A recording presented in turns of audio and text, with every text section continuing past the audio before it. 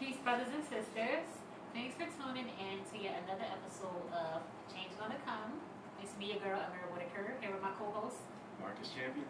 and we have with us today a special guest, PhD student and pastor Charles Opam. Thank you for being here today. Thank you guys for having me. Absolutely. Thank you, guys. Pleasure to be here. So yeah, we're going to be discussing today, we're going to be discussing real-time solutions for the Black community because, you know, this isn't the first time we had this conversation about discussions for the Black community.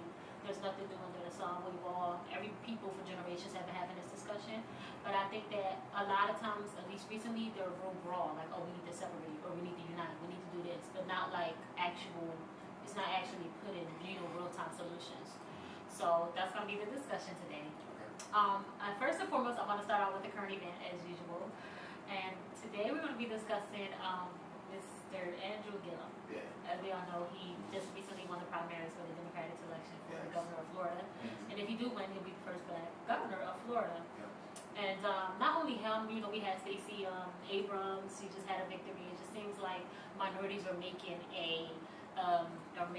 you know, progress in politics and in, you know, legislature and things like that. Right. But I guess I just wanted to discuss how effective would that really be for the Black community? Because, you know, there are some people who feel like the whole government needs to just be overturned, and, you know, we need to just. And then some people feel like the only way to do it is through, you know, legislator. And some people believe in both. So I just wanted to, you know, kind of get you guys' views on how do you think that, you know, us making this progress in politics, if it will really, you know, get to the root of things and, you know, address the things that really, like, severely needs to be addressed. Absolutely. I really don't know where to start because that's like a wealth of different dynamics going on. First and foremost, shout out to Mayor Andrew Gilliam. Huge outcome in the Florida primaries for Florida State Governor. You're always gonna, I feel like as Black people, as Black men, as Black women, as people of color, as Black and brown people, we're always gonna face some type of opposition because this system is designed to be against us. In the case of Mayor Gilliam, I mean, this is somebody who comes from, you know, the same places like, you know, as us, you know. Do I think it's going to bring about some type of change for Black people and brown people? Well, not just Black people and brown people, but the study shows that when you do have somebody of color in office, everybody tends to benefit. Only one type of person tends to benefit more so than others, and that's white men when white men are in office. Right. So the research is there, you know, the empirical data is there to kind of show that when somebody of color is in office or is in some form or some type of power, the economy does better. Yeah. You know, and so like in this case, like even him as the mayor, you know, within a small town that he's in Florida right now, the people have thrived. You know, but the governor is the president of the state. Right. That's what it is. You know, he's the commander in chief of the state. And the president can't even come to the state of Florida without consulting with the governor first. And so it's going to be major if he does. I'm going to say when he does on November 6th. Yeah. So, yeah, I mean, to answer your question, Florida's not a red or a blue state. It's a purple state. And so you have independents and you have Republicans and you also have Democrats. Yeah. And so the policy and the legislature that I want to say that the outcome of voters who are able to vote because, you know, the Black vote is stunted in Florida and other few southern states and Midwestern states. You know, so I think that's something that really needs to be, I want to say championed in between, what is it? It's September, today's September 1st, so for the next 2 months, 2 months and 6 days, 5 days. So I think that's something that's going to have to be, they're really going to have to rock the vote, you know, especially for LGBTQ voters, you know, of any color, and those voters are between 18 and 25. Yeah. And I feel like, so as long as he has that, Obama's won the state twice. You know, that's a state he's won twice in past time when he did run for president. And Gore won technically, let's not forget. Right, right. So even if you look at it from a, you know, if you put the color aside, just from a Democratic you know, aspect, you know, Gore's won. So yeah. And I'm glad that you mentioned that when, you know, a black person or a minority is in a position of power, that everyone benefits, because that's really the message that I want to get out through this, platform, is that by healing the black community, the entire universe will benefit, because we are the original people of the universe. So it's just science. It's true, it's science, it's metaphysics, all of that. When you have the original people, when we are restored, the entire universe will benefit from it. So, I'm just glad that if there is a critical data that supports that, that I'm not just being like, like this is not, yeah. By no means is this arbitrary or esoteric. Like, this is like real stuff. Right. And we're unapologetic in who we are, but we're even more unapologetic in positions of power. Yeah. And we're humanitarians by nature. Yeah. And we're forgivers. Yeah. We're givers and forgivers. And so it's impossible for a black person to be racist. Yeah. So I mean, with Andrew Gilliam there, everybody here going to be treated fairly, and Can I interject a question? Yeah. So when you say we're unapologetic in position of power, what do you mean by that? Well, I mean, we're not so when you do have a black so look at somebody like Kwame Ture, who later became Kwame Ture, who was from the Storm, or Martin Luther King, Malcolm X, Marcus Garvey, Madiba, Nelson Mandela, Angela Davis. I mean, the list goes on and on. Those people never apologize for who they are. In fact, they kind of go out as martyrs. I don't know too many people. I don't know too many Eurocentric people, too many European people who are martyred, or martyred for the sake of the people. The people is a very general terminology and a diverse terminology that is representative of all people, the people. Not just black people, but they stand up for black people first, because those are the most disadvantaged and undermined group, globally. And so I'm listening and looking at and doing research on Mayor Gilliam, and educated, straightforward, straight shooter. There was no sugarcoating for people like that, whereas you have somebody like, what is his name? Supreme Court Thomas. Clarence Thomas. Whereas you have somebody like this who is, misogynistic, and I mean, we just have to call it out. We call the real ones, and then the ones who are quote unquote real, but you find out who they are. You go back and you later on look at the holes in who they were and everything like that. And I don't want to say he was apologetic, but he just wasn't stand up. And he wasn't a direct representative of who me and you are as black men, which is who we are as black people. Well, I think in most cases, from what you said, I agree. But I think that we're unapologetic outside of politics. I think inside of politics, there's a lot of compromise that's made, and so we really, not that we can't, but we don't tend to express that unapologetic nature. I mean, there are some, of course. I forgot the former mayor of Atlanta, who was very progressive in terms of helping black people, but a lot of cases in terms of black people stepping into politics, I think that we're muted in what we do. I don't know if that's a product of the machine. I don't know if it's a product of once you get in there, you just can't be who you are.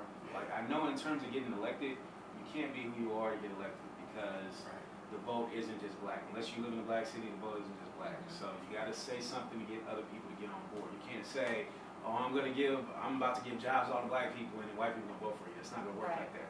So you have to speak a certain way to get into the office. But once you get into the office, you need to exercise power that you have. And I think in a lot of cases, once we get in the office, we don't exercise that power. We kind of stick to the status quo and operate like a white politician in a black suit, basically. That's a good point, Marcus. Okay, so you're absolutely right. It is a product of the machine. Let's just speak straight here. In order not to be killed, You know, that's why it's called politics. Barack Obama is not an unapologetic black man. He has said a few little microscopic things that have been unapologetic. Sure, more apologetic. Yeah, you know what I mean? But look at her. She's at the bottom. You guys are at the bottom of the totem pole. Like, the black woman is the most overlooked human being from a global standpoint. I don't know if I agree with that 100%. Maybe globally, I don't think here in America, but maybe globally. Really? I feel like the black man and the black woman, this is what I always say, I feel like we are there together at the bottom. I feel like they attack the black man where makes more sense to attack a man, his pride, you know, his ability to provide, to even be proud in his woman. And they attack a woman where it's going to be detrimental, her self-esteem, is she desirable, you know, all of those things that will biologically impact the woman more emotionally. That's where the black woman is attacked. And then where it will be more detrimental for the black man, that's where the black man is attacked. Yeah. So I think that together, you know, I think we're attacked in different ways because they're strategic as that, but I think that in America we are literally at the bottom of the totem pole together, just in different aspects. Okay. So I have zero disagreements with you guys. You guys are absolutely right, but before I'm going to give like any type of opinion, you know, in any setting or any arena, in any forum, like, I'm always going to go to the data, to the chart. So I'm looking at, you know, somebody like Dr. Kimberly Crenshaw, who looks at intersectionality and adultification. Being that you and I as black men will probably get more heat, more flack for driving while black. When you look at black women, they're often asked more than not, based on research, to perform sexual favors or bribes or whatever while we're beaten or whatever the case may be. That's overlooked.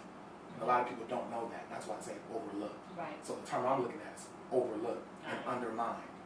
And when you're overlooked and undermined, I believe you become more inferior. So more data for you. So look across the board and look at candidates, and look at what America views as formidable candidates, apex candidates. Name one black woman, you know, but here you have Supreme Court, right? Irrespective of what he did, you know, Thomas, right, who was ousted later on or whatever. Yeah. General Colin Powell, Senator Barack Obama, Barack Obama's counterpart, what's his name? Guys from the Highlands. His counterpart? He was in, I'm gonna get his name. I see his face. But, what position did he hold? he was the Attorney General. Holder? Yep, Eric Holder. You know, those are high positions of power. You know, you've never seen a black woman. Condoleezza Rice is, I would say she's one of the exceptions, you know, within the Bush administration, but just look at how she was kind of puppeteered, you know, so on and so forth. And then look what she says thereafter, after being in, you know, with, what's his name? We're not even going to go there because we won't finish. But yeah, I mean, but to my point, though, like, you know, the data and the research just goes to show it, you know. But to me, the most powerful is the black woman. Even if you want to go back before slavery, you know, from Africa to China to Australia, and how black people were dominant in those areas before imperialization. It was the black women who were the queens and the chiefs. Even from my country in Ghana, like, the black woman is like the matriarch, like the champion of the tribes and the villages aren't more so the kings, Nefertiti. It was the black women. Yeah. And so overlooked historically, overlooked contextually, overlooked, you know, from a politics standpoint, you know. But there's a lot of powerful black women now, you know, Assemblywoman, you know, Karen Bass, and I mean, too many to name. Yeah. And the people that I look at for research and the people that I follow are all black women. Most of my mentors are black women. Ramona Wright, Ebony Kane. If they're not master's degree holders, they're doctorates. And not just travelers, people who understand culture and see people, but people who are unapologetic and very loving people, very forgiving people, and true mothers, you know. And to me, aside from the point, I feel like that's what we need, bro. Like, if we had a black woman as a leader, like, I'm not talking about Hillary Clinton, I'm not talking about Sarah Palin, I'm not talking about any of these people who have had opportunities and chances or whatever, because they're women too, and they're undermined, and they're overlooked too. But the black woman, if we can look at that specific group, is the most overlooked, if not looked at all, in any way, shape, form, or fashion. But if we did have that, you mean the beard?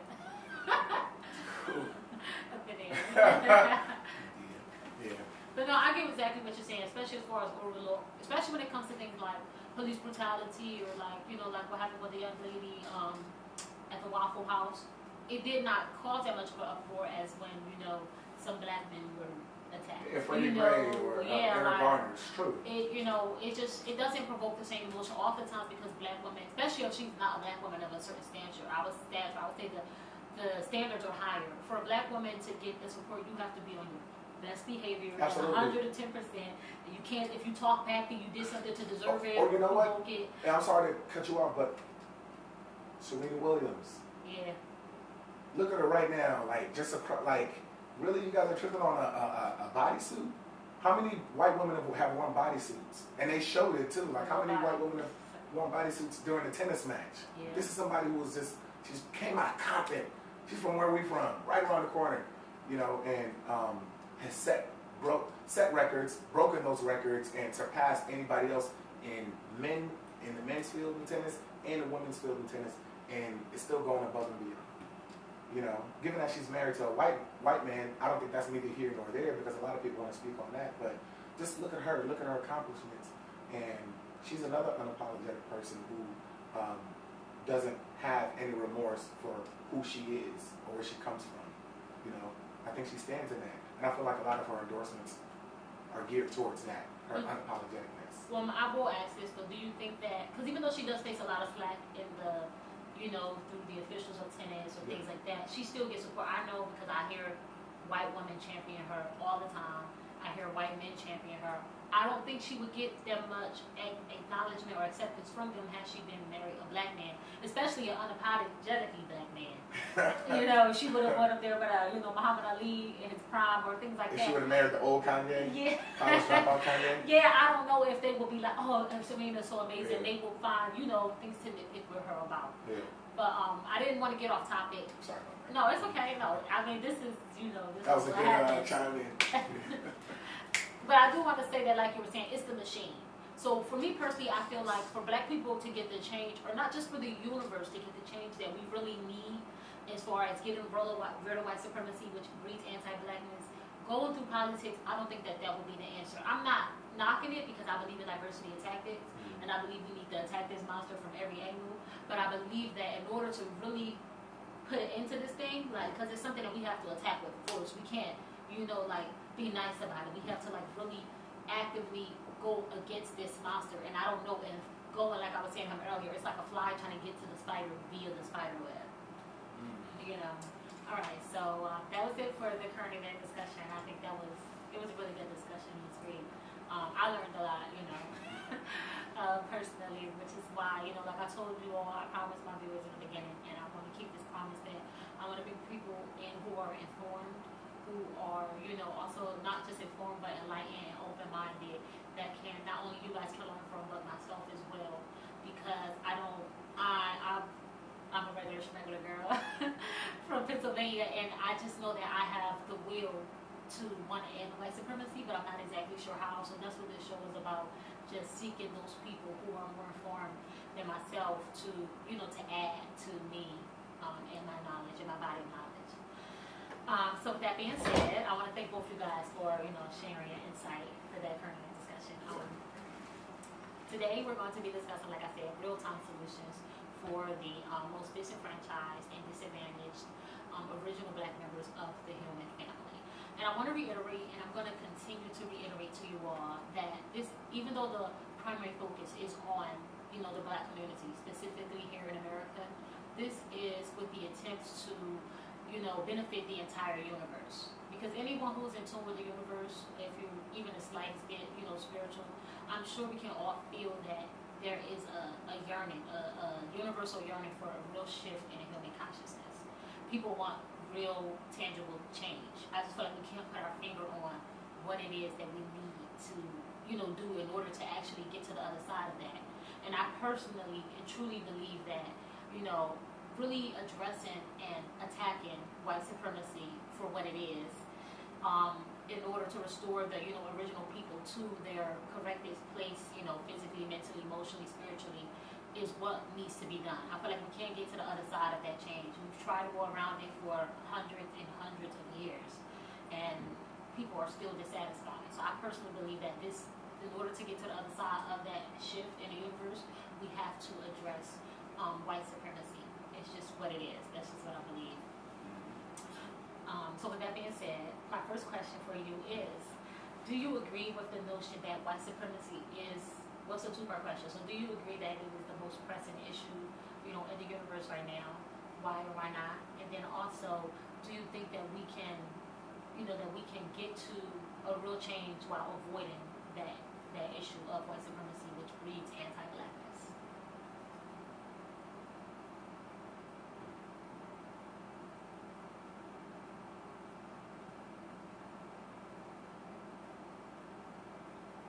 First question. White supremacy is not going anywhere. White supremacy is not going anywhere.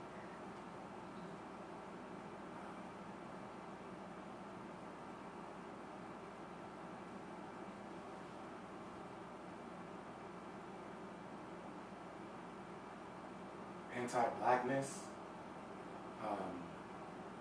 is not a terminology that I hear too often. Black dominance is something that I hear of, and I think that's what brings white supremacy.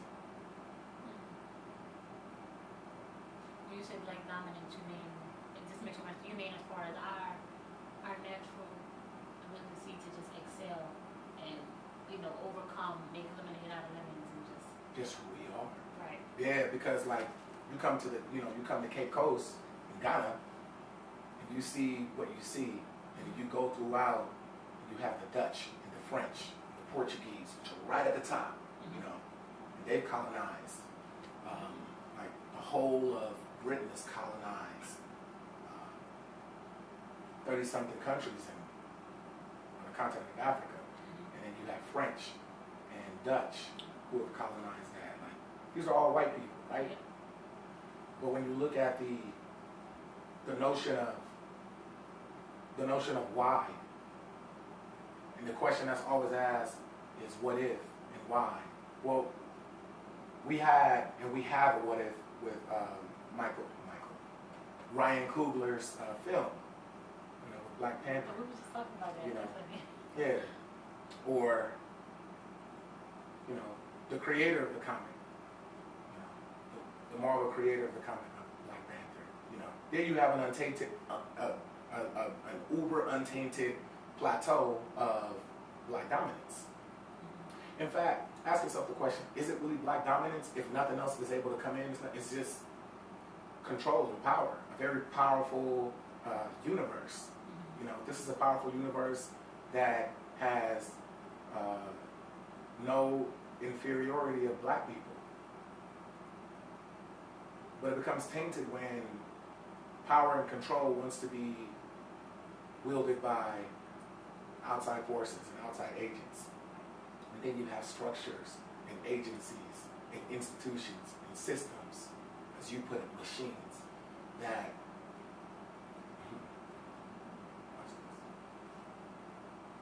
are accidentally formulated by way of fear.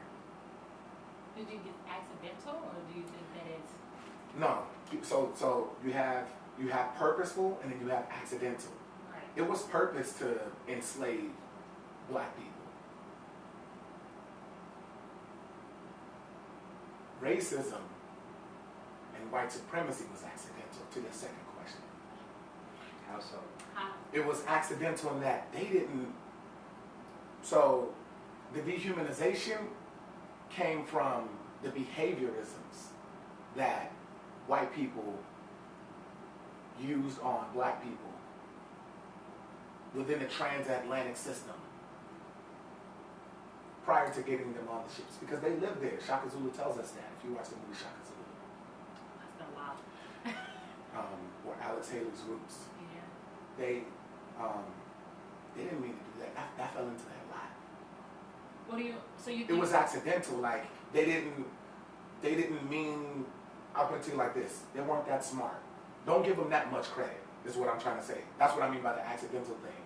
They didn't plan this out. It wasn't mapped out. They didn't sit in some boardroom and say, "This is what we're going to do." A lot of these things just so happen to be. They're happenstance, but they happen in favor of white supremacy, which I don't believe exists, which you agree upon. I don't believe in white supremacy. It's hatred. I mean, any form of imperialism should be deemed as hatred and hate crime.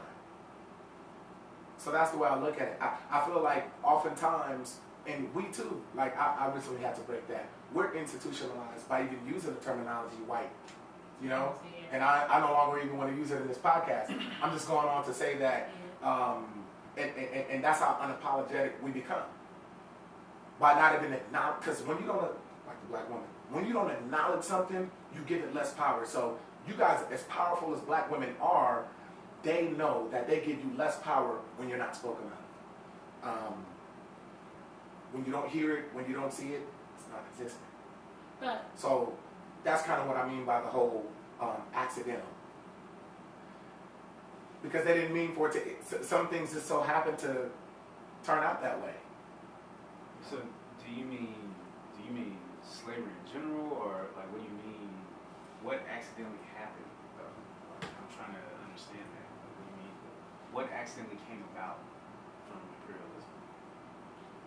The institution of white supremacy. so you don't think that it was in effect before then? Because even when Alexander the Great came to Egypt, them shooting off the noses of the pharaohs, that was already Before that. That was There were the Moors. act of There were white Moors in Italy.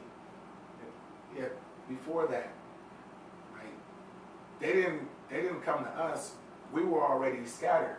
Right, but what I'm saying is that was before slavery, which was an act of white, of trying to at least establish white supremacy, because they had come to discover, like you said, we were already here, we were everywhere, and they were, frustrated with that because they couldn't find anywhere to just, like we say, there's nothing new under the sun. They couldn't accept that. Yeah. And so in order to, to help their ego, I feel like they constructed this idea of white supremacy, not in the sense of like they're supreme or superior, Right. not at all, but they have this advantage now, all over, not just in America, all over the world, that causes darker people to suffer. I feel like it was created over time. That's the point I'm trying to make. Like it was created over time, but the if you look at great white ancestors, they didn't have it. They didn't mean to impose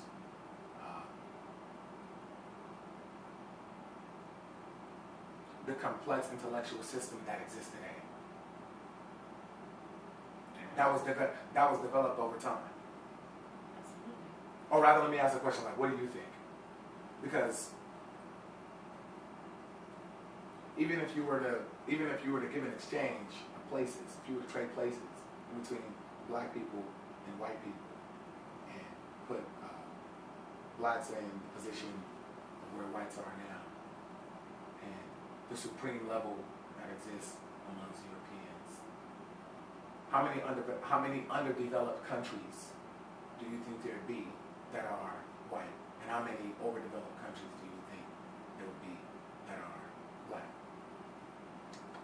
I think it wouldn't be as bad just because we are more communal.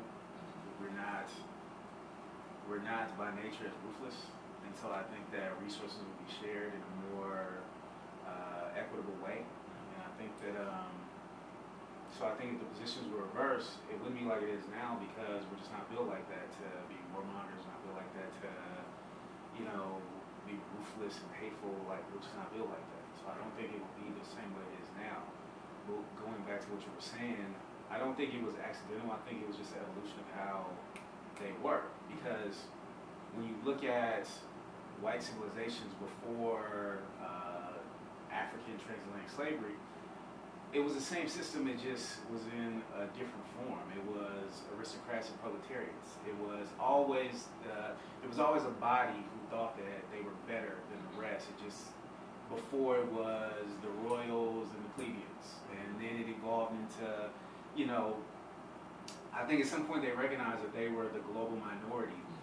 And so in order to be able to follow through with the system of slavery, everybody had to be on board. And so at some point you have to stop telling the underclass that they're underclass. You say, oh, we're all white and these people are inferior. And so now, you know, you're proletariat, but we're all white and these people are dark and they're inferior to us. And so I think that was the evolution of it, but I don't think it was something that accidentally happened. I think it was a power class that always existed that just recognized that they need to evolve. In order for this to work, they need to evolve their message. And I think that's just what it was. Can I just add on to what you were saying about if we were to switch roles? Not only that it's not in our nature, we wouldn't have to be like that because we're not the minority. So we wouldn't feel threatened. It wouldn't feel the need to be like, oh my God, it's so many of them and so little of us. Let's disadvantage them because we outnumber them, you know what I mean? And we have already explored this entire planet. We've already done so many great things before their existence that we wouldn't feel the need to undermine them. We will feel comfortable. And like you said yourself, data even shows that when a black person is in that position, everybody benefits rather than just a small, you know, demographic.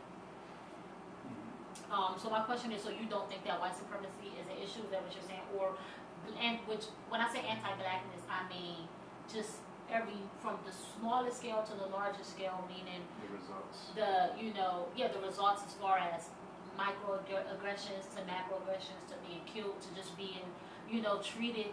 The darker you are, even within minorities, the darker you are, the more you are to face adversity and just, you know, rejection and things like that.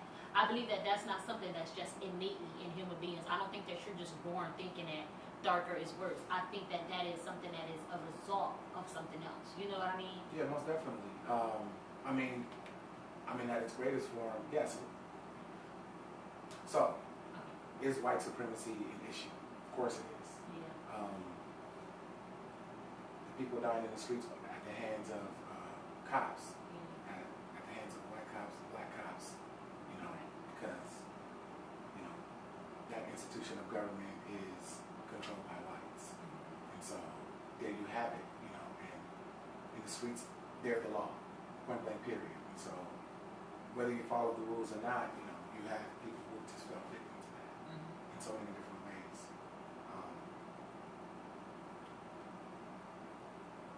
There's a lot of moving parts.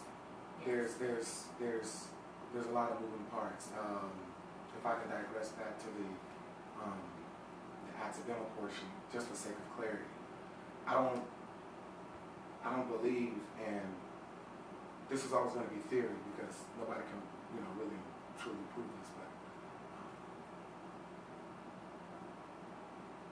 Eurocentric oppressors shouldn't be given that much power as to where, I like what you said, evolution. It was more of an evolution, but the evolution evolved.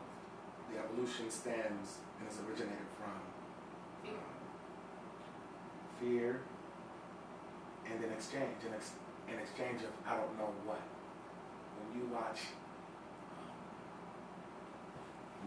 something like Shaka Zulu, and you look at the exchange between these South African tribes and settlers, sailors, people who came and were like, okay, you guys are beautiful. You guys are beautiful. This is my brother. You're my brother. You know. Here you have like from the onset, you know, it was a trick. What the exchange was, you know, like to this day, and this is why, you know, we're so like centralized and encompassed in the middle in this project, you know, from a residential standpoint. And we're shut out. More black homeless people than any other race. Yeah. You know. But land is what I'm talking about. Real estate. You know, and so I feel the original exchange was look at this vast amount of land and it's not being utilized the way we think it should be utilized. So let's shake hands, and in the middle of the night, let's kill and slaughter as many men as possible and take as many women into captivity. That was the beginning. So, Marcus, like that's what I mean by the whole accidental, because here you have, because in the beginning of time, you have Cain who killed Abel, right?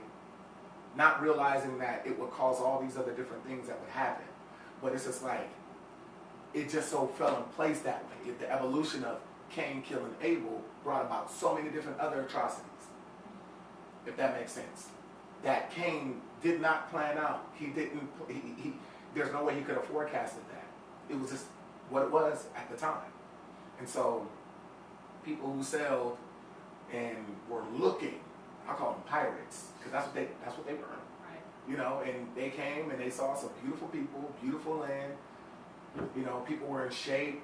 They had structures. Yeah. They didn't just live in huts. They had structures. I mean, I'm not just talking about East Africa. I'm talking about West Africa and the kingdoms that were in Nigeria, the kingdoms that were in Ghana, in the Ivory Coast, in Sierra Leone, the diamonds. Like Congo is like the most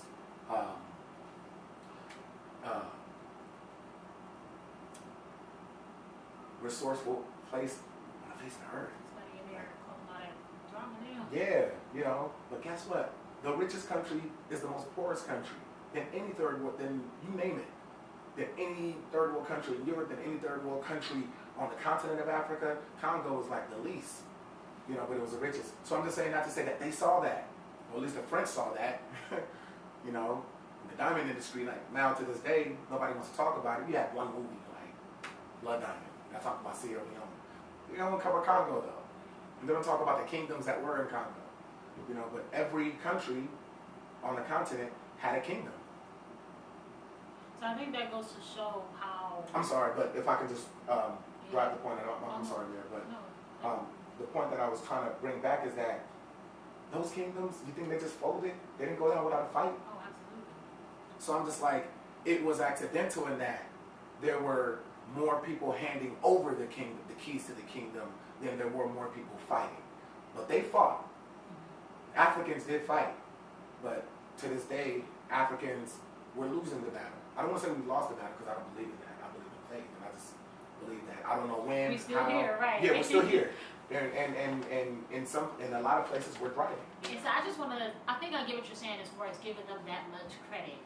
As far as like, they didn't have the kind of vision to see like, oh, we're going to, create this mastermind idea that's going to do all this and do all that. I believe that they just had the intention. So I get what you're saying. Yes, they don't deserve the credit as of like, they don't have that kind of power, but they had that intention and they had the will to execute it and to evolve it, because white supremacy has to be constantly refined because change is constant. And they were smart enough to know, that's why Abraham Lincoln freed the slaves, not because he was like this great man, but because he knew that change comes with the universe, and if you've been on here long enough, you know that you can't fight that, no matter what you do. And if you try to fight it, you'll end up being a loser. And they're willing to sacrifice certain things in order to keep this system of white supremacy. That's why I say white supremacy is a system, because it is manufactured, it's made, it's not created. It's not something that is, natural, exactly. And that's why it's causing so much confusion and, conflict, because it's not natural. But it does exist in a sense of the way other people, other, not like you said, not just black people, the way other minorities are impacted by this system that has been, refined, created, and evolved. Absolutely. So yeah, I just wanted to, I guess wrap it up for the viewers. I totally get what you're saying as far as their power, or giving them that power of being able to do that. But at the same time, they did have the will and they had the intention, because whether you're doing good or bad, if you put that intention in the universe, the universe is just gonna say yes. Yeah. It's going to yield the outcomes of whatever the origin was. Yeah, however much you put into it. Yeah. And so that's why it takes for people like, you and I and Marcus to put in, to counter that, so that the universe will yield to that also. Oh, yeah, for sure. Like the black fist and all that. Like, yeah, for sure. So my next question is, What are your thoughts on the black community, obtaining, this justice via separation of black nationalism, as far as just, separating and building our own economy, our own everything, kind of how, Ghana was independent and Haiti was independent and how they have achieved that. What are your thoughts on that for black Americans or any other? I have a map over there, I don't have it, but it was given to me by a mentor. Basically shows the year that every black nation was, at our next break I'll grab it, every black nation, the year that they was free. We don't see America or black Americans on there. We've been emancipated, but we haven't been liberated, and we don't have an independent, nation. We're a nation within a nation. So what are your thoughts on how you think that might be productive or counterproductive? You say a lot of things, and I don't even know where to I'm just like... Sorry. So basically, how do you feel about... I try to go to folders and sections in my brain so I can just deliver. And I was like, at the end of it, I was like, dang, Amira. How do you feel about black nationalism, the separation as far as us becoming an independent nation? Very, very good question.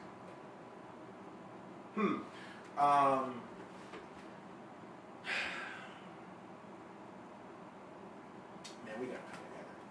As old school and as ancient as that may sound, it takes a village. I'm a true believer that ownership is what we got. First we need to own ourselves and own our minds. Because I feel like that's where white supremacy does start.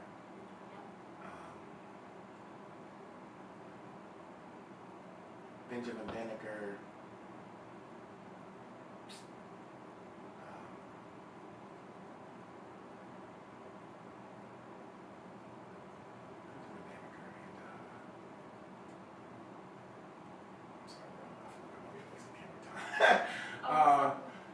So when I look at our forefathers and our foremothers, I think you had some that were into the abolition and the emancipation, and then you have some that while they were enslaved, they were focused on wealth, and I think that's where true freedom is going to come. But first, the unity has to happen. When the unity happens, I feel like we've possessed our minds. Can I stop you before you go forward? You said now when you said that's where the true freedom is going to come, what were you saying? What do you mean? Or what were you saying is where the true freedom is going to come from? I didn't get that. Okay, the true freedom comes from the love. Yeah, because I think the foundation of the universe is love. I hate to sound like an after school program, but at the same time it's true. Because when you look at anything that was overcome in black history, and white history, and Asian history, and whatever history, like it was the union, it was the uniting of people. So I'm a minister, and when I do preach the word of God, I always refer and I can't talk about unity if I'm not looking at Genesis chapter 5, verse chapter 5, where you have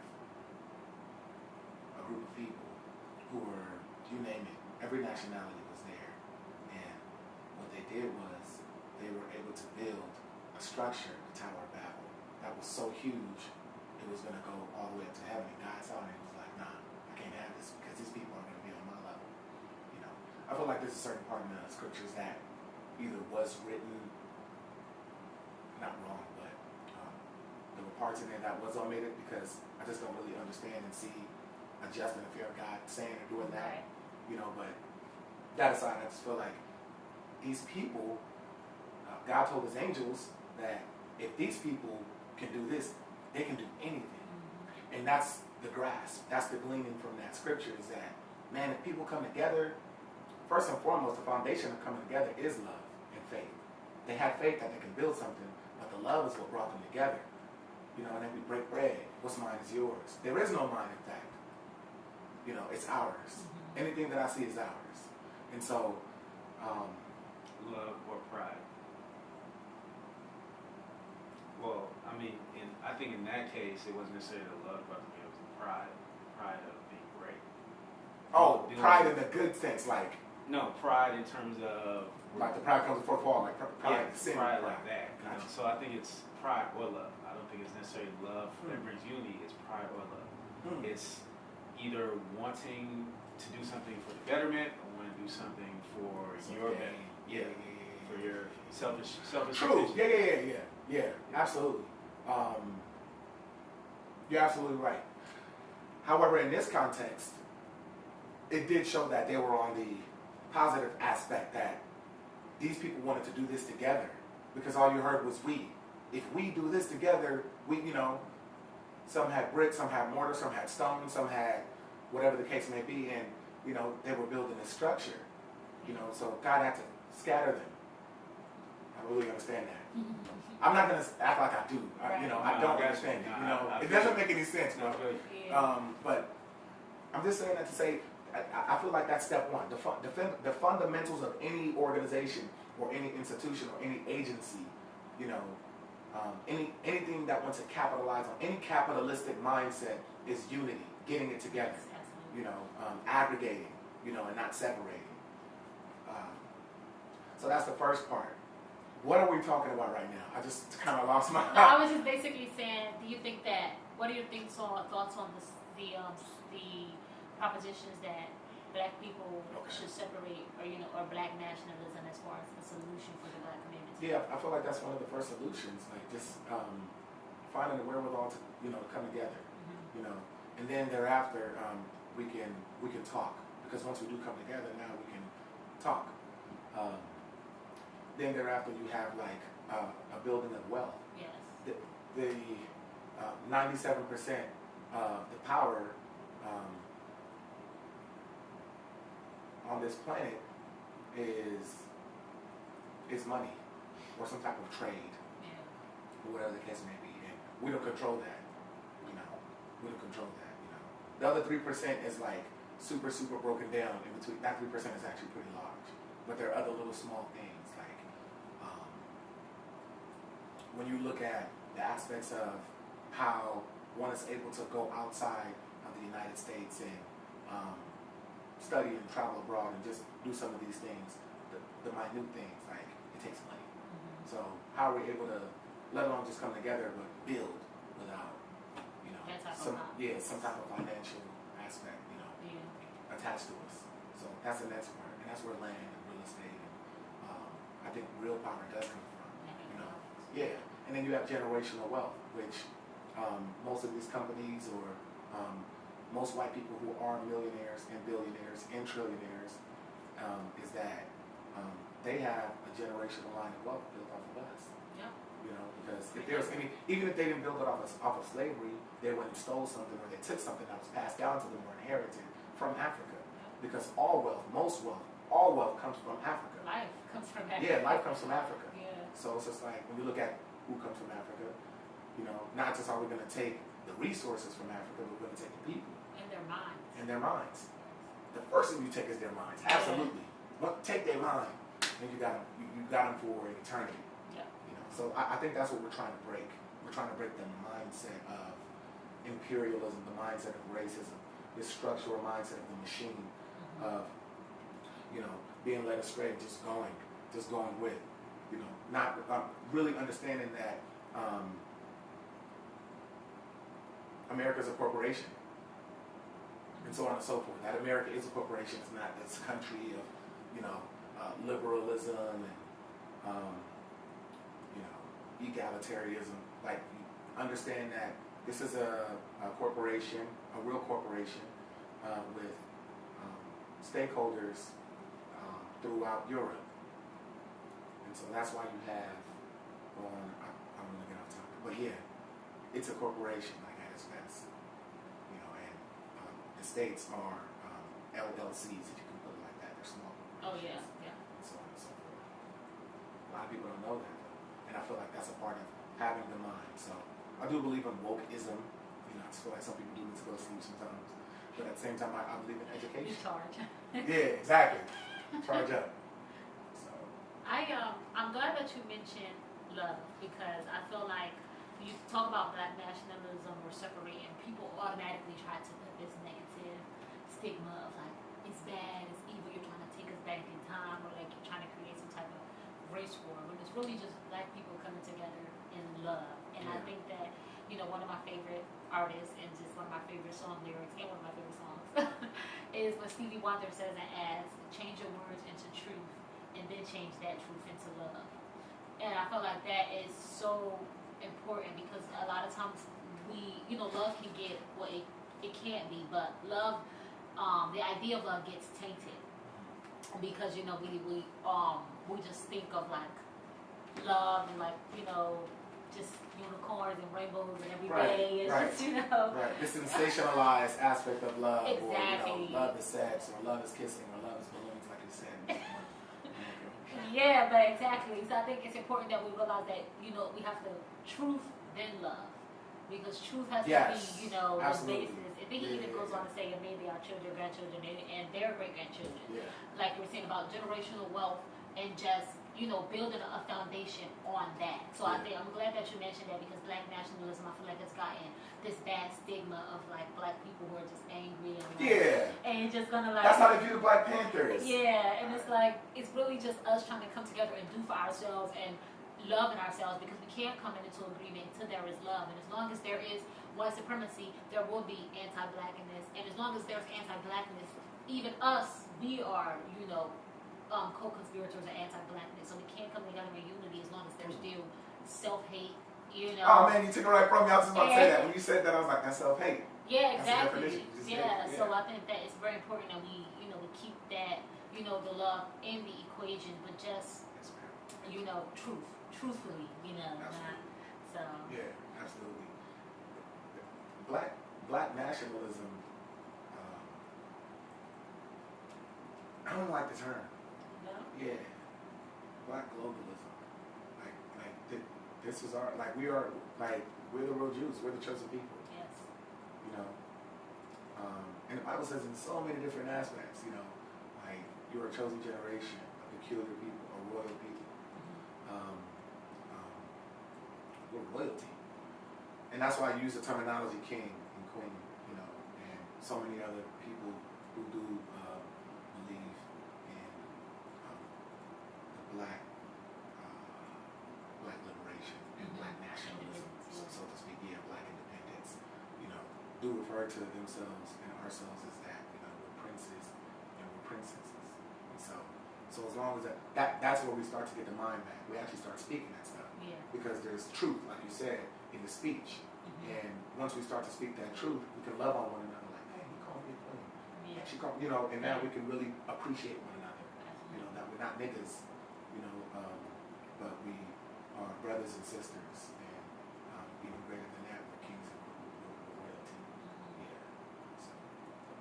What are your thoughts on just like black nationalism and he smiles so high, so she the deep thinker over there, man. I think that love is a component, of course. I think before that comes understanding.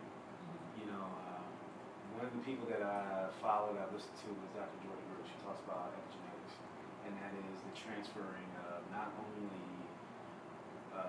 DNA and blood, but there's mental things that get transferred. There's things that carry from slavery to how we act now. A lot of defense mechanisms, and you know, distrust, you know, all types of things like that.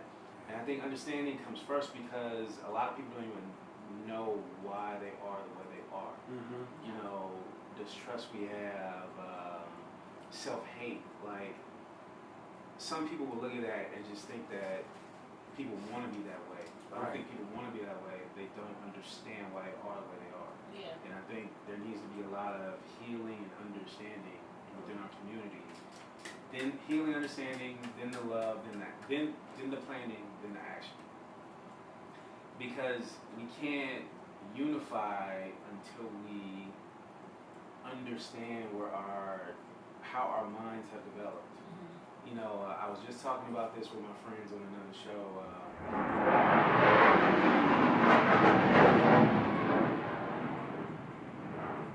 thought we were about to get nuclear bombs. I was like, there ain't nothing but the devil. I was like, talk. Satan. I I thought it was going to be over. The first thing that came in my mind was North Korea. I was like, whoa. Are those fighter jets, you think? They had to be. They gotta be. What you saying was what? Fighter jets. Had to have been. But the point I was going to make was, my friends and I on another show, we were talking the other day, and one thing that I talked about was the carryovers from slavery that we don't understand. You know, one thing, an example that Dr. Joy DeGroot gives is that when, say for example, mothers talk about their children, or parents talk about their children, if a teacher gives a white child a compliment, the white mother will just say, oh, well, thank you, you know, Billy's trying hard, and, you know, Billy's doing this thing, and, but say, like a teacher talks about a black child, say, you know, Marcus is really coming along, you know, he's really participating in class. A black mother will say something like, well, yeah, you know, he's good for showing out like that, you know, he does that at home, he's always showing out. It's like, it's kind of accepting the compliment, but it's a backhanded compliment. And it's a carryover from slavery because it goes back to the mothers during slavery would talk down on their children to the slave master to keep them from being sold or to being sexually molested or something like that. But people don't even understand that they immediately go to that. Right. You know, that black mother who makes that comment doesn't even get that epigenetics is in her to go there for protection. It's a protection mechanism that she doesn't even understand. And so, talking about things like the skin bleaching, self-hate, stuff like that, people don't even get where that comes from. And so, understanding has to happen first, then the love, then the planning, then the action. That's what I think. I love that you said that. Yeah, because one of my idols, the Elijah Muhammad, he says in his book, Our Savior Has Arrived, that we have to have knowledge of self first in order to have self-love. Basically like what you were saying, we have to have an understanding. Once we have knowledge of who we really are, because we can't love ourselves by thinking that we are niggas and these. How could you love that? You know what I mean? So once you have knowledge of who you really are, where you come from, and then how you got here, then you can love yourself and heal in all of that. So I think that was a very great point. Yeah. Greatly foundational. Yeah, man, that epigenetics is a real thing. Man. Yeah. Did you, that's like, how much time we got? Because I'm over here just like, man, you taking me back, man. You taking me back. I was looking at that stuff in undergrad, and I'm just like, wow. There's a book, I forget the author. Lots my teacher told me. Wow. It sounds already. Right. Because that's what we're told, the whole mind thing, lies, but just omissions. I'm always talking about omissions and omissions. Omissions is so big. It's so huge. Yeah. As long as we can keep you from knowing who you are, we got you. I'm gonna tell you who you are. Like you're this dolphin, you're a beautiful dolphin, but I'm gonna tell you you're a dog. And I'm gonna teach you how to, bark and even walk. Some of the things that are, innately impossible for us to do as black people, we've actually accomplished. We're not proud of that. You follow what I'm saying? Like we've done that because if you can gear the mindset is everything. But the epigenetics though. So like so much so like after the slave ship, because there are eras. Like you have the era of Africa, then you have the era of getting them on the ship. Then you have the era of the ship. Then during the time of the ship you have some who are jumping over, some who are developing like high blood pressure, some who are developing all those things are passed through epigenetics. Yeah. Like this brother just said. And so just and to what you said about like how Elijah Muhammad was talking about knowing yourself, right, and understanding who you are. Then you have a clear vision of where it is you're going. We have vision, but we have it in microcosms. We don't have vision as a whole. Yeah. It's hard to, because even from a nutritional standpoint, food we eat, like we're the sickest. Yeah. We are the sickest.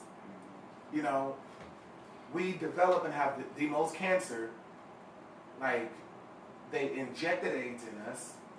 Then they put drugs in the community. Drugs in the community, Ebola. Like, where does that come from? Like, Ebola is not from Africa. Right. The drugs in the community. Epigenetics. The food that we eat, we develop a certain type of DNA based off of eating more organic foods. we also develop a certain type of DNA after eating or over time, just a time period of eating foods that are detrimental to our health. Yeah. And the DNA actually changes. So if you're talking about epigenetics, you want to talk about the craving that I get for fried chicken, Yeah, because it's just like, this is what we were given. Like we had, this this stuff in the field that's like flour and, enriched and white or whatever. And it's just like highly detrimental to us. We have that, and then we have the leftovers that the master gives us. You know what I'm saying? So that's also passed down through epigenetics. The mindset of craving, the fact that I'm salivating at wanting, food that's going to cost more. You feel me? Like, that's crazy. I could go for some oxtail. You feel me? Like, yo, the oxtail, and they're good. But I feel like it's cool in moderation, though. But the fact that we live off of that. Yeah. And corporate white Americans, they know that, though. Yeah. And so they put Church's chicken, they put Popeyes, they put Kentucky Fried Chicken in the community. And McDonald's saw that and was like, we're going to put more of these in there, and we're going to make them 24 hours. Go whenever it is you want. $1 menu. Yeah, exactly, and make it super affordable and cheap, because it's the less nutrition, the less nutritional part of the animal it is, the cheaper it is that they get to sell it to you. It's not Kobe, it's not sirloin, Right. so on and so forth. But I'm glad you brought that up, because this stuff is passed down through the DNA. Even if I never even met you and you're my son or you're my daughter or whatever, like I pass something down to you and you don't even know it. Yeah. It's deep. It's more than, it's physical. It's mental. It's spiritual. It's all of that. Oof, And so my next question for you was, based on the research that you have done, like Marcus briefly spoke of, like the video you did, speaking of your studies, and just research. What do you think would be the most logical and productive next step for Black people? I guess on an individual and as a whole, because it does start with a person, but at the same time, I believe we do need to start mobilizing, as a unit. So what do you think would be like the next, like real time, step that we should start doing? Like I know you mentioned real estate. Yeah, definitely. I think one of the first things is self-education. I think more the Word of God says it, like in these days in the book of Daniel, like more people are going to be going back to school and getting educated, and people are going to be lovers of themselves too at the same time. However, when you do have, like even this right here, for the small space and time that we do have, like this is self-education. I've learned so much from you. Just, and it's just like just us being able to come together, the self-education, not institutional education. I feel like it is a plus, it can be a plus. And I'm going to just keep it 1,000 with you guys right here on camera. The main reason for me going back is because everything I do is self-education. Like, I'm just paying for it so I can get this piece of paper for the sake of access based on equity. But it's just, because we're shut out, but you have a better chance, you have more opportunity, to be engaged and to engage when you do have a bachelor's degree, when you do have a master's degree, when you do have any type of doctorate degree. And so there's some things or there's some jobs that you can't even get if you don't have a certain type, piece of paper, whatever the case may be. But that aside, in the first step is mobilizing. So is each one teach one. So each person, I love the fact that you have this show. Like that's one person, So we just need another person just like that, doing something just like you, or if not different. Just like this brother, with the lens and with his education and so on and so forth. The first step is being self-taught. Yeah. Just Google and use Google Scholar, please. Like it's one thing to use Google, it's another thing to use it. Never heard of Google Scholar. No? Check that out. Okay, Oh, now that you never heard of Google Scholar with all the... No, never heard of Google Scholar. So tell me what information you getting. I mean, I read books. I'm just messing with you, but I mean, obviously you read books, but I mean, you seem like a researcher at heart, but I'm just saying that to say, look at real research that white people have done. Look at real research that, like, there's no color on research. Like, look at the research and compare, contrast, create the methodology, and then frameworks are very important. So when you're able to look at frameworks, you're able to develop theories, and you can come up with, everybody has a theory, but you have theories that are peer-reviewed and backed by substantiated empirical data. And that's what it is that I do on a regular daily basis. I work at Pepperdine, and I attend Pepperdine University Graduate School of Education and Psychology. And so one of the things, it's one thing to give opinion. I've been giving a lot of opinion on the show, but I've given, small doses and gems of empirical data, that I didn't come up with, but that's substantiated by the next author. I mentioned Kimberly Crenshaw, or even Frederick Douglass, Marcus Garvey, who was a doctor, and so on and so forth. I think it's important to look at them, take their stuff, and copy it. You have to. The greatest have done it, from the Obamas to the Jordans to the Michael Jacksons and whoever we consider to be great. And now you come up with something that's and enhance it, and it becomes your own. And now you have the Marcus theory. That's a great name, by the way, Marcus Garvey. Like, hold on, Are you named after him? No. Oh, okay. It's just. You have a Marcus Garvey aura. Marcus Garvey's from the islands. But it's the first step to mobilizing that is being self-taught. Open the book, man. Yeah. It's hard to open this nowadays because we have, so many distractions. Yeah. But I came in here and I looked at the back of this. I was like, yo, Lily Fuller, okay. I'm gonna have to check this out. Yeah, our previous guest recommended, so I was like, I should get it. I saw, yeah. It was. I thought you could go to the store and get it, but apparently We have not. it on his website. Only on his website. Yeah. Smart gentleman. See, that's what I'm talking about. Yeah, we're trying to get him on here. I'm gonna stalk him. Oh, you tried to get all those together? No, well, I said I want to get him on the show. But if you wanted, that would be nice. I do want to have, expand and like say enhance. Like table discussion. Yeah, absolutely. Yeah, absolutely. Because I'm just looking at the back of it. I didn't have time to really read like the first few pages. Yeah. But I see you started already highlighting and stuff. Yeah. But it's I think it's important to pick up the book. Yeah. Like the old saying goes, if you want to hide something from somebody, or from a black person, they say put it in the book. But that actually does come from somewhere. Yep. Because they weren't able to allowed read. to read. Yeah. So it's just like, let's hide the money in the book, and they cut out certain things and hid guns in a book, so on and so forth. But Frederick Douglass cracked that code. Yeah. Like there was been so many other people who cracked that code of like, oh shoot, knowledge really is power. If I know who I am, and I know where it is,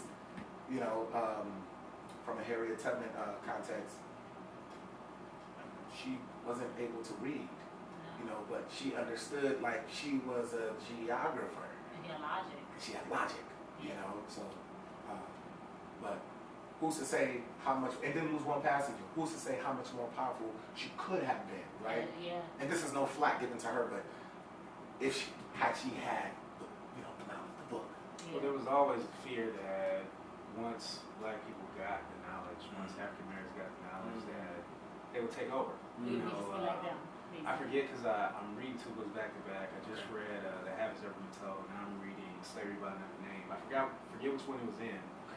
But it's a situation talking about where when the black people, when the slaves were in church, when they started to dig into the Bible for themselves, there started to be revolutionary spirit Like Nat Turner. breaking out, like Nat Turner. But that was happening. We're told about, like we know about Nat Turner, right? But it was happening all over. Yeah. And that got to the point where they had to have black people couldn't have church without a white person present. Yeah.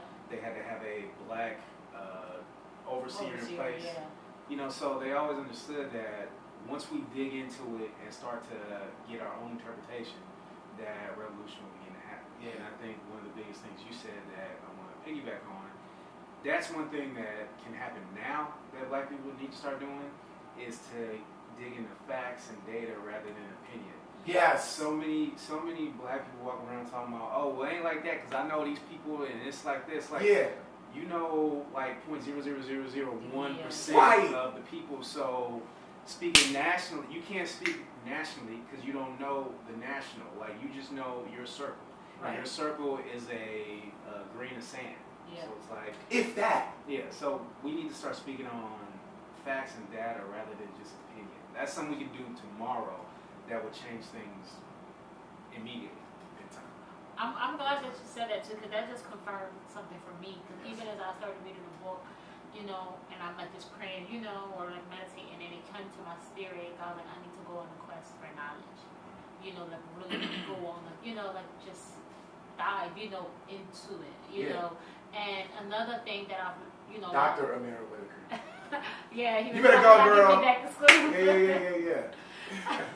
Another theme that seems to be trending from the previous interview I conducted is that it starts with an individual, even though that seems like a slow process or things like that. But it really, and it, once again, I don't want to sound like actor school either, but it really does start with us, like Michael Jackson. You know, we're saying like we, yeah, it really does start with, you know, you as a person, and, you know, just trying to, you know, get knowledge, and then also, once you get, you know, obviously share it, and, you know, and things of that nature. So I'm glad you said that, because that confirmed some things for me, and hopefully some people watching, you know, so, you know, like I said, we just gotta start really, you know, getting knowledge, real knowledge, not just what's been given to us. Right. Hey, right now is more than ever, I think it's a time for like small groups. Absolutely. Small groups will turn into like big groups, but I think small group is good, you know, at the house on a Tuesday night, on a Friday night, on a Thursday night. I like that idea. You know, small groups, you know, just getting together. We were doing it at Miles for about a year. Nice. You know, after I left my dad's church, because I didn't want to be institutionalized. I believe in the church, but I don't believe the church is the place to go on Sundays. I believe that the church is a place where all people within the community, locally, right? Like things start at a local level, then you have state, and you have a national. Like at a local level, it's important for us to attend these Tuesday legislature meetings, city council meetings, you know, at a local level, because that's where policy is going to change. Yeah. That's a small group. That's a small group every Tuesday at City Hall in Hawthorne, in Inglewood, in LA, you know. Black Panther started small too. Small. Yeah. You know, like that's where it starts. Like, and I'm a firm believer that God doesn't use big things to do big things. He uses small things to do big things.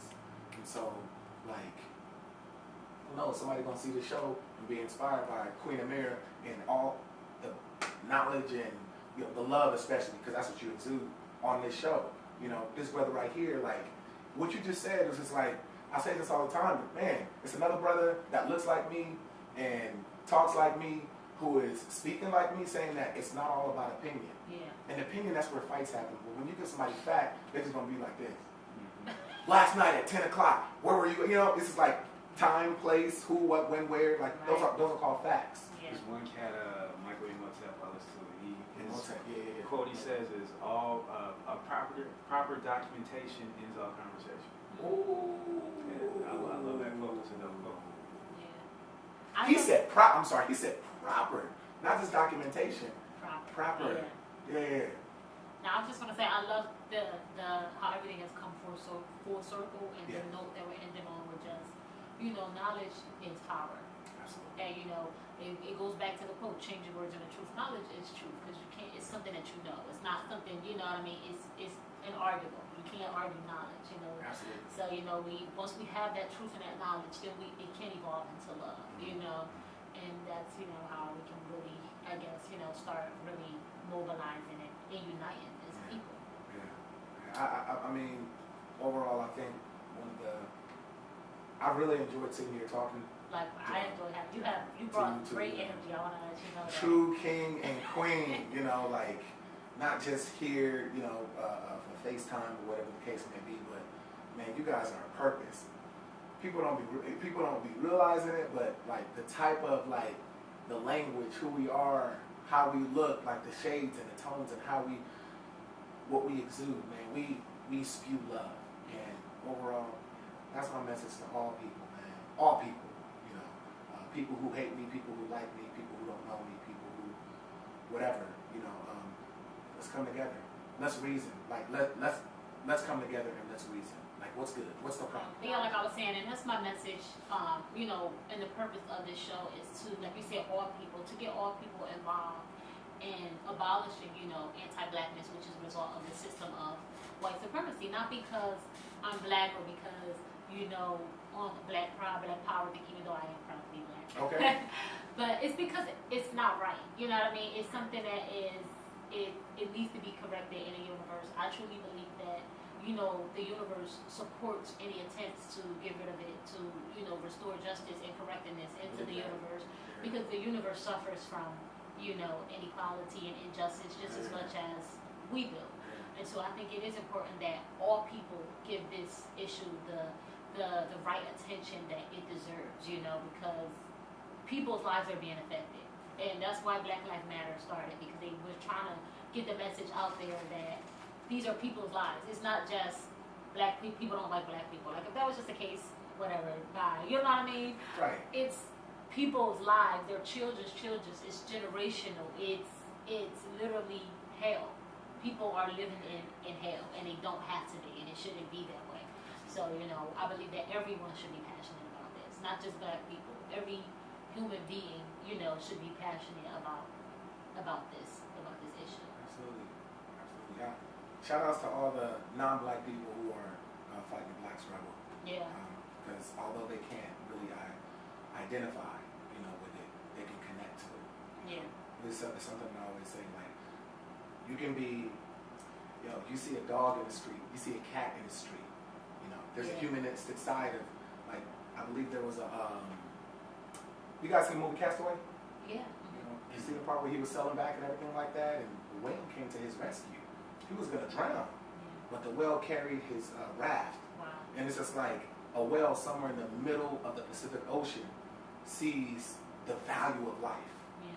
Why can't humans see the value of humans? Forget about color. There are humans. Black on black, white on white, white on black, black on white. Like, it doesn't matter. Like, the whole aspect of this thing is that there's a deep-rooted, there's a deep-seated hatred that we need to rid. And the best way to rid that is by some of the variables that you two have brought up over here. The knowledge, the education, the love, the trust. Then we can move forward. We can see the vision clearly. Yeah, sometimes even just addressing it. Like, a lot of times Right. you think something is so huge and you're scared, and then, like, it's almost like that bully in school. Like, once you just address it, you are halfway there already. Right, just absolutely. by simply addressing Speaking it. on it. Yeah, so, absolutely. I wanted to ask you, do you have any, like, book recommendations, or, like, that you think would be helpful? Well, I know your top 3 books that you think, like, would be helpful in this quest for self-knowledge. I have these books in my notes, a few that I'm reading. So I try to read one chapter, maybe 6 or 7 books a day, just one chapter. Okay. I'm not very successful oftentimes. Maybe like 4 or 5. But so Behold the Pale Horse by William That sounds good. William Cooper. Okay. Hold on, wait. I can't take that.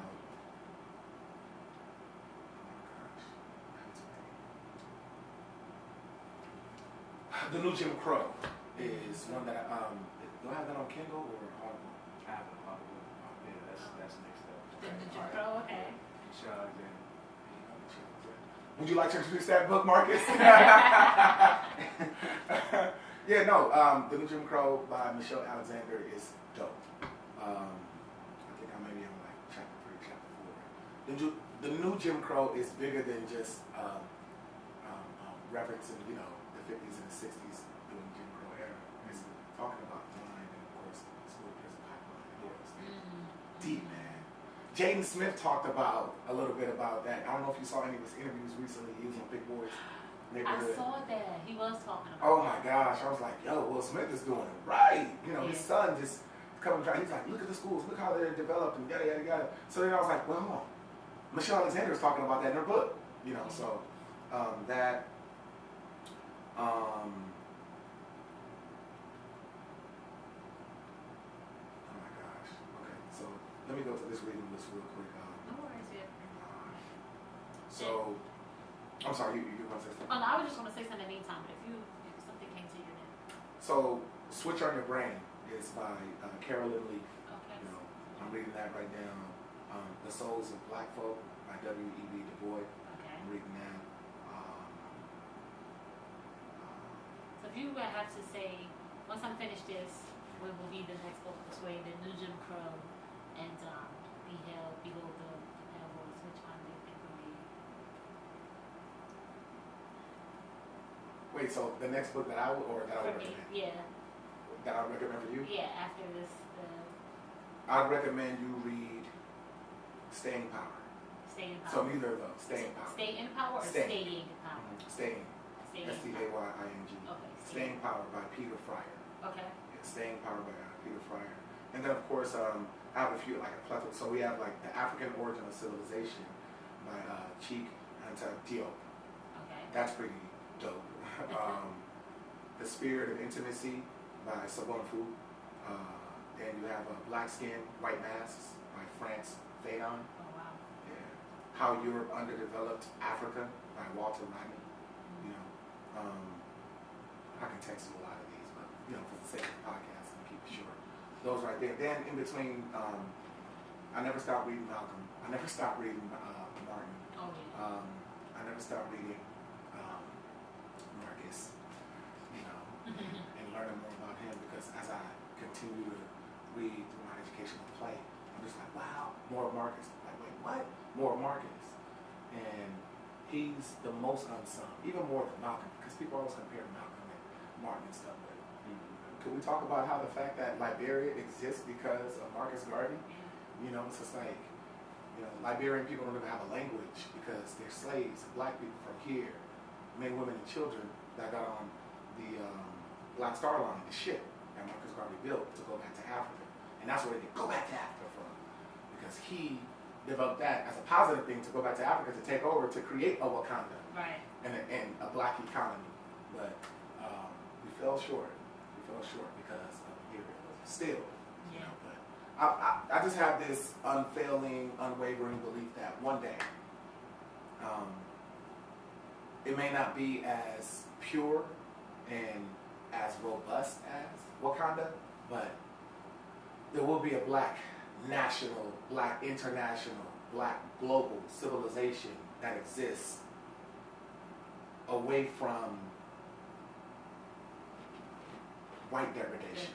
Yeah. I believe that.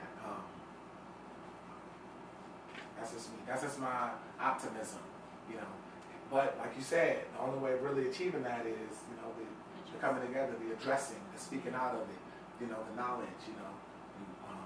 And I think we have to understand that it's going to get ugly. Like, this is, just like this is our lives, this is their lives. And a lot of them, their ego, and they fear that, you know, just by black people being independent or equal, that they're going to have to risk things. So it's going to get ugly. It's going to get physical. Before it gets better, is what you're saying. Yeah. I've always believed that, and that's, not that I'm afraid, but I'm just like, the sacrifices that are going to have to be made. Because human nature, nobody don't want confrontation. Right. I think naturally you just kind of don't want it, but you away. have to, you know, it's unfortunate, it really is. And it sucks when it's like, just as a person, if someone's like picking at you and you like don't want to fight, and you're like, oh my God, please leave me alone. You know, like, even, it sucks worse when you're not the person initiating. Yeah, absolutely. And you still are forced to have to deal with it. But I think that as a people, we have to at least be willing to say, you know, sacrifice that. That's the tough part, man, because we live in this me driven, you know, Instagram society these days. And like, I don't want to, people like, I got things to live for, and it's like, this life is, if you really are a spiritual person, this isn't, you know, like someone made a post on Facebook which was so interesting. They said, if you're living your best life in this life, then you're going to, I guess you're going to hell, because this isn't your best life. You know what I mean? Like, there's an eternal life after I've never heard that before. Okay. So, yeah, your best life is not. It's not in this life. Yes. But I don't think this definitely isn't your best life. But that doesn't mean this life isn't supposed to be good. Oh no, absolutely. Okay. No, absolutely.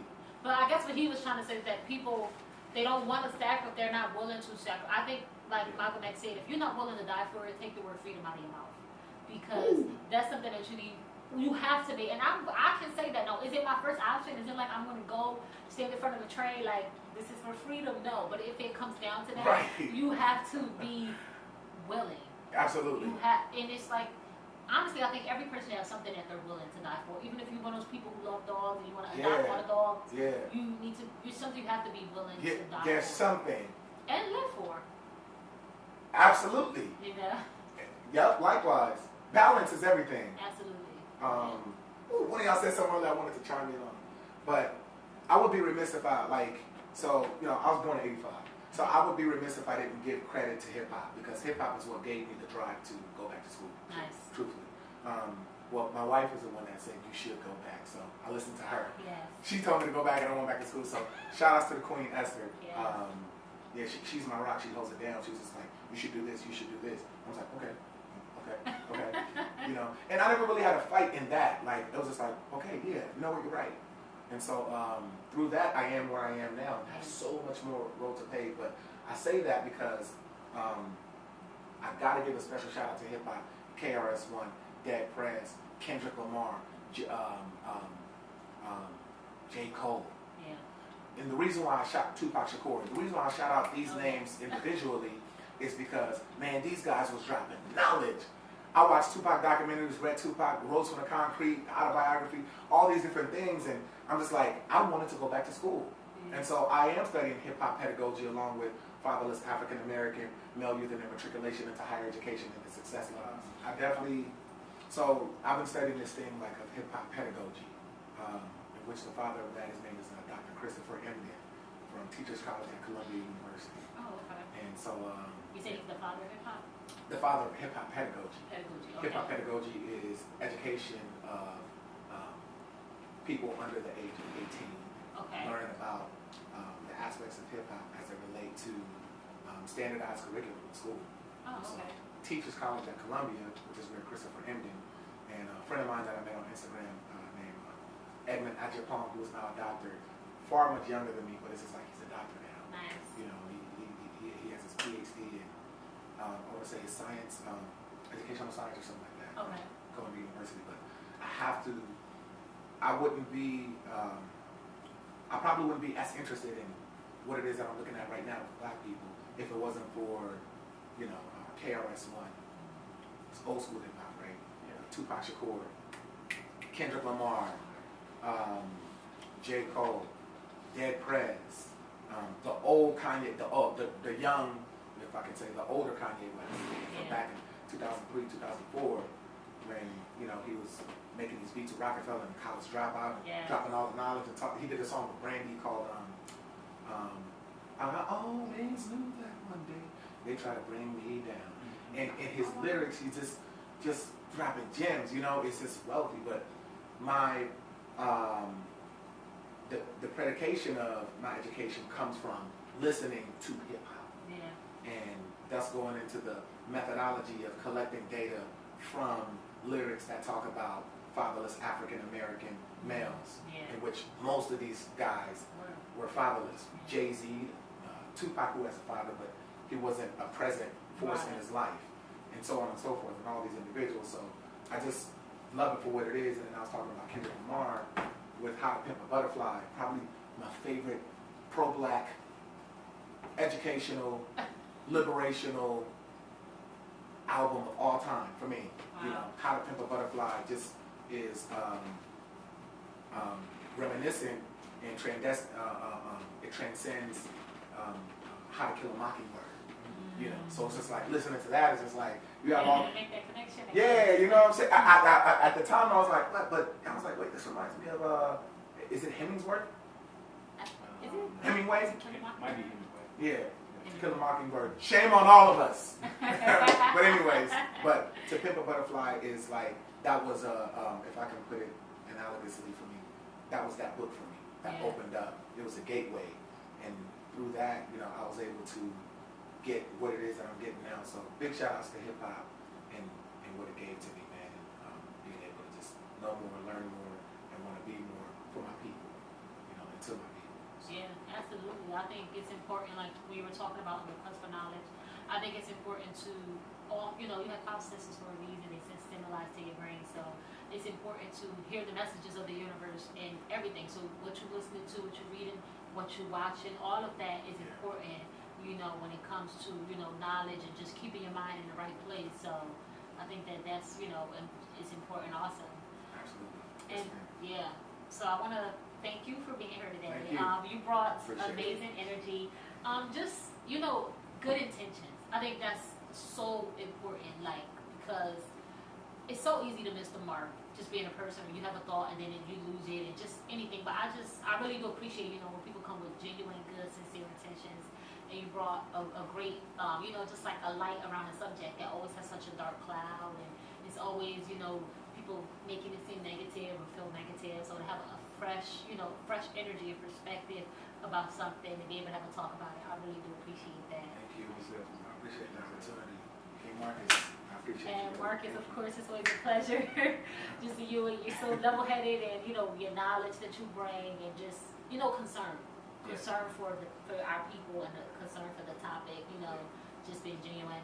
And like I promised my guests, every time I have someone here, I want it to be divine, and I want it to be intentional. I don't want to just put anything out there just to say I'm putting out content. So thank you for tuning in and for bearing with the wait. I hope you all enjoyed this episode.